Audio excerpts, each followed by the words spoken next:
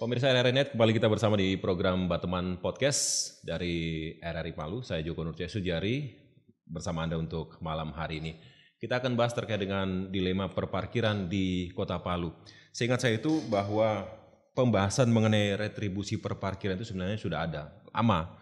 Tapi di tahun 2021 kemudian itu dibahas kembali dan itu menjadi semacam hal yang menarik dibahas untuk sampai hari ini. Ada beberapa aturan yang sudah diterapkan dan kemudian itu menjadi dilema. Dilemanya adalah semacam sebutannya? Dilema juru parkir Kota Palu adalah warisan sosial senilai Rp2.000. Itu yang menarik untuk kita bahas malam hari ini. Dan kita sudah bersama Pak Kepala Dinas Perhubungan Kota Palu, ada Trisno Yurnianto DP SHMH. Benar Pak ya? Iya betul. Itu ya? Iya. Kirain salah. Dan malam ini kita akan berbicara terkait dengan dilema perparkiran ada di Kota Palu. Pak Kadis, ini yang menarik adalah terkait dengan kebingungan dari Pemkot sendiri. Kesana ada kebingungan yang terjadi dengan begitu banyaknya skema yang di awal sudah kita bincangkan tadi sebelum kita memulai podcast ini, bahwa di tahun sebelumnya itu sebenarnya sudah ada terkait dengan skema-skema yang ditawarkan. Tapi terus mengalami perubahan dan beberapa variabel sudah ditawarkan, skema dan instrumen apalah istilah tentang itu, tapi masih juga terbentur dengan persoalan perparkiran dan perparkiran. Apa yang menjadi kendala sebenarnya Pak? Ya, terima kasih. Assalamualaikum warahmatullahi wabarakatuh. Langsung saja mungkin. Jadi ketika saya menjabat sebagai Kadisub Kota Palu kurang lebih tahun 2023 bulan September begitu. Yang sebelumnya memang saya ketika jadi Kasat Pol PP sudah mempelajari juga. Cuman ketika saya jadi Kadisub itu saya mendalami, kemudian karena mungkin orang hukum saya lihat dasar hukumnya dulu apa sih sebenarnya nih yang terjadi dengan perparkiran di Kota Palu. Ternyata memang pengaturan parkir itu secara yuridis itu baru mulai diatur tahun 2021 Pak. Pertanyaan saya berarti di bawah tahun 2021 itu yang menjadi juru parkir itu tidak terikat dalam satu aturan tertentu. Dua tahun 2000 ke bawah gitu. Kemudian saya mencoba merubah tatanan itu. Tahun 2022 itu ada Perda nomor 3 tentang penyelenggaraan lalu lintas dan angkutan jalan ya. Ada perparkiran juga, namun ada kelemahannya. Tidak ada satu tindakan tegas begitu dari pemerintah apabila misalnya juru parkir kemudian tidak mau mengikuti kebijakan yang ditawarkan oleh pemerintah. Istilahnya tidak ada sanksi yang kita berikan kepada mereka atau bentuk pembinaan apa yang harus kita lakukan gitu. Jadi banyaknya kebijakan yang dikeluarkan yang berganti-ganti itu karena prinsipnya juga tidak mau melaksanakan. Ketika saya baru masuk itu ada dulu namanya pakai scan QRIS. Oh ya. Ya, jadi silakan saja misalnya itu pun tidak berjalan. Tidak berjalan karena pada prinsipnya alasannya jukir itu mereka punya alat komunikasi tidak memadai dan itu butuh waktu. Jadi kayak gitu. Nah, dan jika jukir pada saat itu tidak mau mengikuti, tidak ada kemudian ditinggal begitu saja, tidak ada suatu sanksi atau ketegasan dari pemerintah jika kalian tidak mengikuti akan begini tidak ada. Nah, itu kemudian saya coba merubah, memasukkan satu perubahan dari Perda nomor 3 2023 ke 2022 ke Perda nomor 6 2023 itu kami masukkan sanksi. Ada tindakan tegas pemerintah jika tidak mengikuti kebijakan maka akan yang pertama ditegur, kemudian kalau memang tidak mau ditegur ya silakan kita berhentikan dan ada tindakan yang tegas kita lakukan. Kemudian di zamannya saya menjadi Kadisub yang mulai dari kebijakan kita membedakan antara juru parkir liar dan juru parkir resmi dengan ciri-ciri. Ada yang seperti menggunakan atribut begitu. Kemudian jika tidak membayar ada kita sampaikan bahwa parkir gratis jika jukir tidak memberikan karcis, itu sudah juga sehingga kita dapat membedakan, namun tidak berjalan juga dengan baik. Karena waktu itu pada saat itu proses Perda ini belum diundangkan begitu, tahun 2000. Nah, ketika Agustus 2023 Perda sudah diundangkan, baru ada ketegasan kami skema apa lagi, dan akhirnya sampai kepada keputusan Bapak Wali Kota Palu kemudian mengeluarkan kebijakan bahwa silakan kita jual saja karcis kepada masyarakat dan masyarakatlah akan memberikan sama jukir karena ada juga aduan yang masuk bahwa saya selama di Kota Palu tidak pernah melihat bagaimana model karcis parkir itu Pak. Ini dari masyarakat sendiri. Begitu. Nanti kalau jukir juga tidak diminta mereka tidak akan memberikan. Begitu karena masyarakat juga kadang kebiasaan masyarakat kita juga dari mobil kasih 2.000 tanpa meminta karcis. Itu kan kebiasaan masyarakat juga.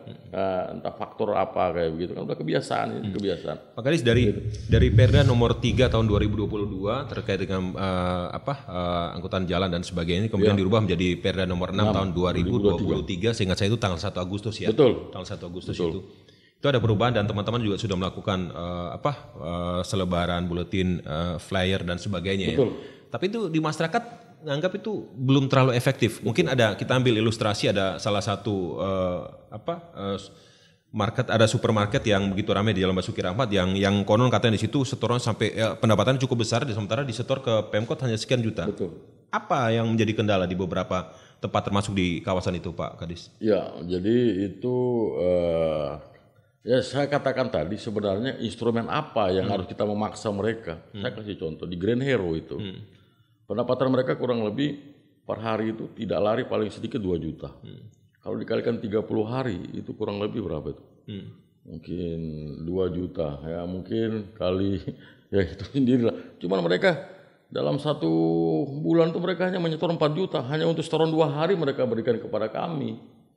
Begitu. Nah, kami sudah coba negosiasi tapi itu saya katakan kan sekarang kita menegosiasi dengan cara apa? Apakah kemudian kita memberhentikan mereka jadi jukir?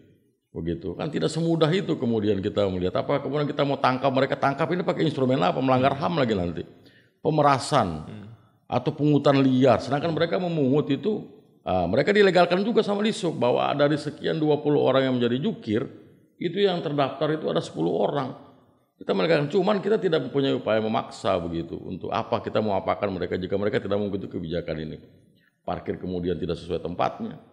Sebenarnya dari 2 aspek dari pelaku usahanya sendiri Grand Hero sendiri kita sudah temui juga tapi selalu kembali mentah dengan catatan bahwa ini yang punya dulu Grand Hero ada ceritanya tapi nggak bisa pemerintah nggak bisa kemudian pemerintah mundur dengan premanisme tidak ini kita pemerintah. Tapi kan ada penerapan itu misalnya mungkin masyarakat sebagian yang tidak paham itu ada yang parkir bahu jalan dan bukan bahu jalan. Betul. Apa yang menjadi jadi begini, perbedaan itu? Perbedaannya kalau mereka memiliki ruang parkir sendiri itu secara prinsipnya Pemda tidak bisa mengutak-atik di dalam situ. Nah, kecuali yang saya maksudnya parkir di tepi jalan. Kembali lagi kepada apakah kalau seluruh pelaku usaha memiliki ruang parkir sendiri bisa kita mintakan uang. Itu Pak Wali tawarkan 2 opsi sebenarnya. Itu masuk di Perda nomor 6 2023. Iya, Pak Wali dimasukkan di situ. 2 opsi betul, 2 opsi. Pak Wali katakan yang pertama sampaikan kepada mereka kalian mau menyerahkan lahannya kalian untuk kami kelola atau kalian akan bayar pajak 10% pajak parkir. 10% itu kami tidak akan. Oke, dalam kenyataannya ada pelaku usaha yang memiliki memiliki halaman sendiri, namun dia memiliki jukir. Nah, ini yang kami kalau misalnya dia punya halaman sendiri, kemudian tidak ada jukir di situ, silakan dia parkir. Itu nggak ada masalah, kami tidak akan intervensi. Silakan aja, kami tidak akan masuk ke situ. Nah, tidak. Masalahnya kalau ada jukirnya kemudian, karena jukir ini kemudian akan menimbulkan masalah di kemudian hari. Yang pertama, ketika ada orang ke sana dia majak, dia minta uang 2.000. Yang kedua kalau ada misalnya kita bawa karcis yang kebijakan sekarang ini, karcis sudah dibeli masyarakat, kemudian dia ke sana karcisnya pasti akan ditolak karena jukir yang di situ itu kan belum terdaftar, tentu belum terdaftar. Itu antara pelaku usaha dengan jukirnya saja. Dan dari instansi Anda sendiri melakukan pendataan tidak tentang itu? Ada berapa jukir itu? Ada beberapa jukir yang memang sama sekali tidak apa. Dari mana? Izin yang berikan yang punya pelaku usaha yang berikan kami izin pada sini. Sebenarnya kami tidak bisa, tapi namun dalam kenyataannya kalau ada komplain masyarakat di toko ini ada juru parkir liar, mau nggak mau kan. Nah, makanya jadi kayak gitu. Ada 2 opsi sebenarnya mereka mau ngelola sini dan rata-rata 24 pelaku usaha itu dari 300-400 pelaku usaha yang kami survei menyerahkan kepada kami, silakan dikelola saja. Kalau kami kelola juru parkir yang lama kami sampaikan, Bapak mau ikuti nggak aturan kami? Kalau tidak silakan mundur, kami akan tempatkan juru parkir baru yang mengikuti aturan kami, yang mengikuti ketentuan kami. Oh Pak, saya mau ikut. Ada juga juru parkir pelaku usaha mengatakan kami bayar pajak 10% saja, begitu. Jadi dengan catatan jangan diintervensi di sini.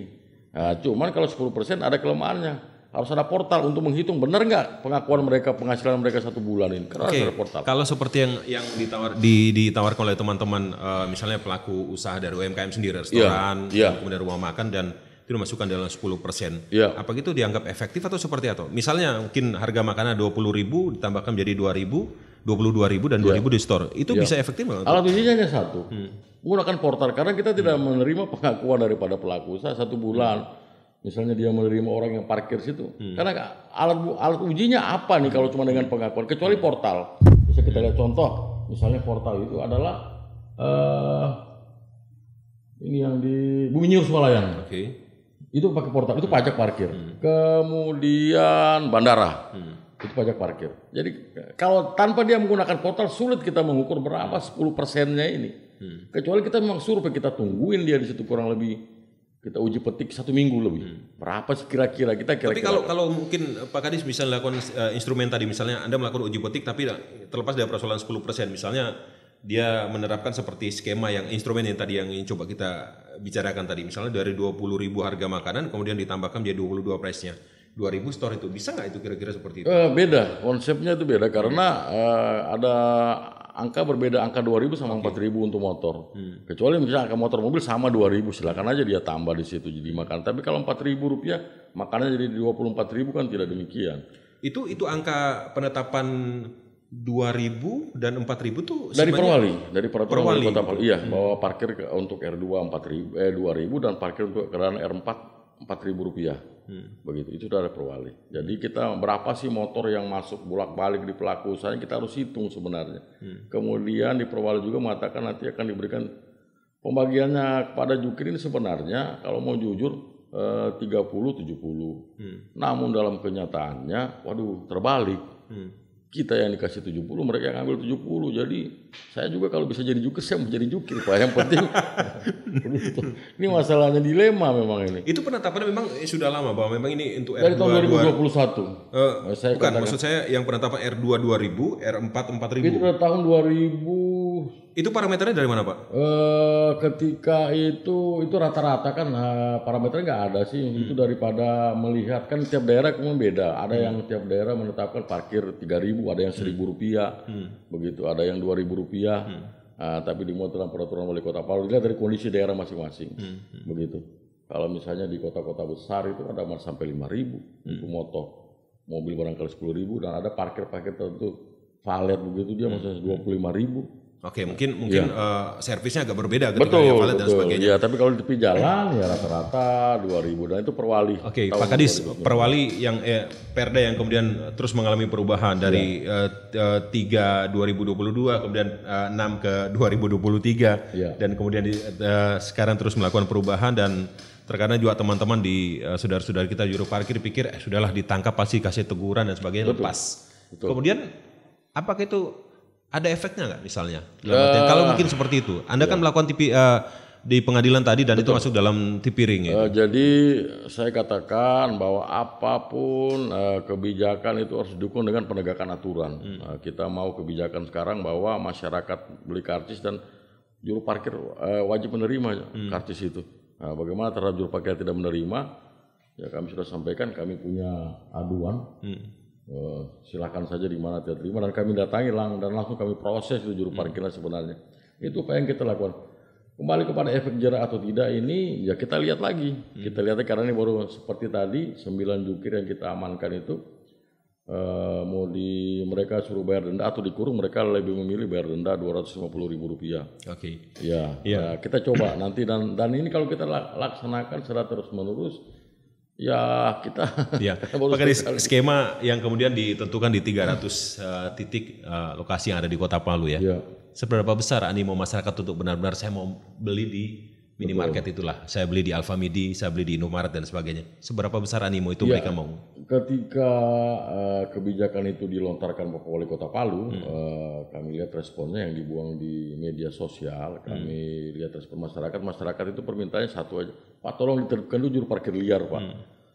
Ketika nanti kasihan kami sudah beli, kemudian itu tidak bisa berlaku karcis kami, bukan masalah uang 2.000-nya atau 4.000-nya, tapi kan kepastian bahwa karcis ini dapat kami gunakan dimanapun begitu. Juru parkir menerima. Oleh itulah yang kami sidangkan itulah juru parkir yang notabene tidak mau menerima karcis kami berdasarkan aduan, dan itu sebenarnya banyak titik. Yang lain masih kami bina, silahkan aja kalian terima itu karcis. Sehingga tidak ada penolakan, tidak ada komplain dari masyarakat bahwa karcis semua tidak bisa digunakan. Itulah kita berikan kita berikan efek jerah begitu sebenarnya. Jadi animo masyarakat sebenarnya suka itu dengan kebijakan. Namun sosialisasi itu masif tidak Pak ya? Iya, kami mulai dari itu kami sudah sosialisasikan sih secara masif itu lewat medsos, kemudian kami undang seluruh juru parkir yang resmi kurang lebih 3 hari berturut-turut, nah begitu. Dan masyarakat kami sebarkan silakan saja, gitu. Lancar di medsos dimanapun kami sampaikan. Itu sudah berapa lama ya untuk itu? Kebijakan itu kurang lebih dari bulan Maret dan baru mau diaplikasikan baru 1 bulan ini. Baru 1 bulan. Iya, itu kita sosialisasi. Ya, Maret, April, Mei, Juni. Itu kan biasanya sosialisasi batasannya maksimum 6 bulan. Iya. 3 dan kemudian 6 ketika. Kita 2 bulan maksimal. Kita 2 bulan coba sosialisasi kemarin. Sebenarnya itu prinsip masyarakat cuma masyarakat miris juga. Karena mereka tahu banyak yang juru parkir liar. Contoh mereka suka kampungan pasti tidak akan terima. Iya, yang rata-rata tidak mau terima ada juru parkir liar. Sedangkan yang kami tekan dulu sekarang juru parkir liarnya ini. Yang kami cari, yang kami tangkap, yang kami sidangkan. Kemudian menemukan efek jerah tidak. Ya nanti kita coba kita lihat. Ini baru 1 kali kita sidang.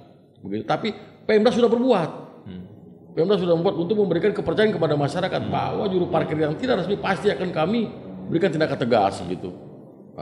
Begitu. Dari R2 itu 2.000, kemudian R4 4.000. Ya. Berapa sebenarnya ditargetkan oleh Pemkot sendiri untuk dari sektor perparkiran? Untuk tahun 2024 ini cukup tinggi. Berapa ya? 14 miliar. 14 miliar. Ya. Dapat itu Om? Waduh, masih jauh, panggang dari api. Ya, apa yang menjadi kendala? Ya, saya pikir makanya itu. Tadi ada question saya adalah parameter 2.000 dan kemudian 4.000. Tapi kalau memang itu tidak bisa diganggu karena sudah diterapkan dalam perwali, kemudian kenapa tidak bisa sampai ke titik atau target yang ditetapkan oleh Pemkot sendiri? Iya, sebenarnya ada sih beberapa langkah misalnya itu.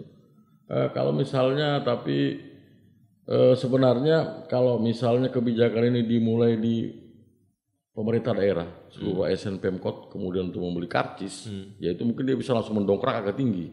Ya, hitung aja jumlah. Namun itu Pak Wali katakan jangan ada paksaan kepada ASN Pemda, silakan siapa yang mau beli karcis. Gitu. Berarti tidak akan sampai dapat dong target Pak? Iya, kurang lebih ya. Namanya kita berbuat. Jadi saya yang uniknya di sini dari adalah hitungan sederhana saja sebenarnya kemarin satu spot bukan satu titik ya. Satu spot jukir itu 65.000 per hari. Itu kita bisa dapat angka di 8 atau 9. Namun tidak mudah itu. Berapa titik Pak? Kurang lebih misalnya kalau 400 titik ya? Ya, 400 titik itu. Anggap 400 titik. Kali misalnya 60.000 per hari. Bisa dan itu yang 8. dari ratusan itu memang itu Pak yang potensial atau mungkin itu ada yang minor-minor misalnya. Bisa menutupi, cuman karena kebiasaan dari lamanya ini sudah lama tidak ada upaya paksa untuk mereka menaikkan ini. Itu yang saya katakan demikian. Di bawah tahun 2021 tidak ada satu aturan pun yang memaksa juru parkir. Pak Kadis itu budaya Pak. Budaya itu harus dilestarikan. Jadi budayanya memang begitu. Harus dilestarikan budaya malas itu. Memang kayak begitu. Jadi seperti itu. Budaya itu Pak. Tidak ada satu tekanan. Anda masuk di 2023 dan Anda harus merubah semuanya itu. Lalu itu sulit. Itu satu contoh. Saya katakan tadi kita kasih contoh Grand Hero. 2 juta kalau dikali 30 hari mungkin 60 juta 1 bulan. Berapa mereka kasih kita 1 bulan? Hanya 4 juta Pak. 56 juta itu mereka ambil. Apakah itu kita bisa? Kalau kemudian makanya saya bilang padahal di aturannya 30% aja mereka terima. Tapi kan kita mau paksa bagaimana nih? Mereka punya halaman sendiri. Tapi namun juru parkirnya kami atur begitu. Kalau kamu tidak mau jadi juru parkir, kamu ke pajak saja. Begitu. Kalaupun misalnya nanti ini adalah sampai pada dalam artian adalah titik kulminasi dari Perda nomor 6 tahun 2023, kita sampai di titik kulminasi dan kemudian tidak tercapai target. Ada instrumen baru yang ditawarkan? Ada. Bebas parkir seluruh Kota Palu. Yang parkir yang kita tangkap sekarang. Jadi dibebaskan dulu. Zero parkir di Kota Palu. Semua titik yang parkir kita tangkap. Jadi silakan aja parkir gratis di Kota Palu, seluruh Kota Palu. Itu kalau memang sudah kebijakan dicoba, Pak Wali udah pernah sampaikan kalau gitu. Karena ada daerah lain yang memang sama sekali tidak ada parkirannya, bebas parkir. Tidak menjadikan retribusi parkir sebagai salah satu objek pendapatan asli daerah. Kalau sudah terapkan kebijakan ya itu, mau tidak mau, ya kita bebaskan. Kota Palu pernah melakukan benchmarking kemana gitu misalnya, ke daerah mana yang menjadi... Cuma daerah Tuban yang saya katakan. Apa yang menjadi, kemudian Tuban menjadi benchmarking dari... Iya, karena mereka... retribusi ini combine, pajak dan retribusi, pajak parkir dan retribusi parkir. Ketika masyarakat memperpanjang surat kendaraan, mereka di situ titip, tapi tidak besar itu, tidak besar. Nah itu salah satu contoh. Dan mereka bisa menghasilkan 8 sampai 10 miliar satu tahun. Setahun. Ya mungkin karena kendaraannya mereka banyak, Pak. Mereka punya penduduk kurang lebih 1 juta 100 berapa? Kita 360-an, mereka 1 juta lebih. Dan ketika mungkin menggunakan skema itu dianggap bisa. Bisa saja, tapi itu karena ini sama dengan Samsat. Itu yang sudah kita base making di sana. Itu salah. Dan dicontoh oleh daerah-daerah lain se-Indonesia. Begitu. Jadi mereka ketika bayar STNK disitulah diselip 20.000 untuk 1 tahun. Silakan aja Anda bebas parkir di mana, kemudian kami pending kendaraan aja. Tapi kebijakan itu Pak Wali lebih memilih untuk kebijakan bahwa kita menjual karcis begitu. Ya memang pelan-pelan. Ya, sambil penindakan terhadap juru parkir liar. Ini terakhir Pak Kadis, kita tidak berharap kemudian Anda merubah tagline jadi teman-teman yang saat ini konsen dengan perparkiran adalah tetap putus asa, jangan semangat. Tidak harus seperti itu. Betul. Tapi tetap semangat, jangan putus asa seharusnya ya. Betul sekali. Pak Kadis mungkin bisa disampaikan. Ini kan ada beberapa saya lihat ini, walaupun juga sebenarnya masih ada korelasinya dengan topik kita dilema perparkiran Kota Palu. Ada beberapa lokasi yang kemudian tidak ada arahan, tidak ada tanda-tanda bahwa itu dilarang parkir dan kemudian teman-teman dari Dinas Perhubungan Anda sendiri dan kemudian melakukan penangkapan dan langsung digembok. Apa sebenarnya menjadi permasalahan di sini? Ada kan beberapa titik dan kemudian mungkin karena ketidaktahuan orang dari luar dan kemudian parkir dan digembok. Mungkin bisa sampaikan pada pendengar. Sederhana saya dasarnya, setiap pungutan kepada masyarakat yang pertama wajib itu harus ada dasar hukumnya.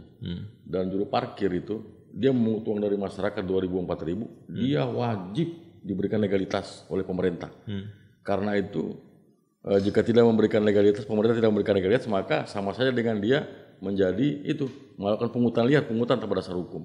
Karena siapapun yang menjadi jukir itu wajib diberikan dulu kewenangan oleh pemerintah sehingga dia menjadi seorang jukir dan dapat menarik uang 2.000 dari masyarakat. Nah, jadi ketika di tempat-tempat itu sudah dengar ada aduan, ya kami langsung datangi karena titik-titik itu kami sudah tetapkan sebagai lokasi parkir di Kota Palu. Di pinggir jalan, seluruh pinggir jalan dalam wilayah Kota Palu adalah titik parkir yang sudah kami tetapkan. Kecuali tadi yang punya halaman sendiri, yang kami tidak masuk, kecuali ada perjanjian dengan kami begitu. Contoh, saya kasih contoh satu. Bronis Samanda di Jalan Mungin Sidi, dia punya lahan sendiri, tapi dia mau kerjasama membantu pemerintah. Pak, saya punya lahan sendiri, saya mau bantu pemerintah, saya ingin bebas parkir di lokasi saya Pak, tapi dengan catatan saya akan berikan kontribusi parkir selama 1 bulan per bulan 1,5 juta kepada Pemda. Oke, kami tempeli stiker, area ini bebas retribusi parkir dan kami jaga.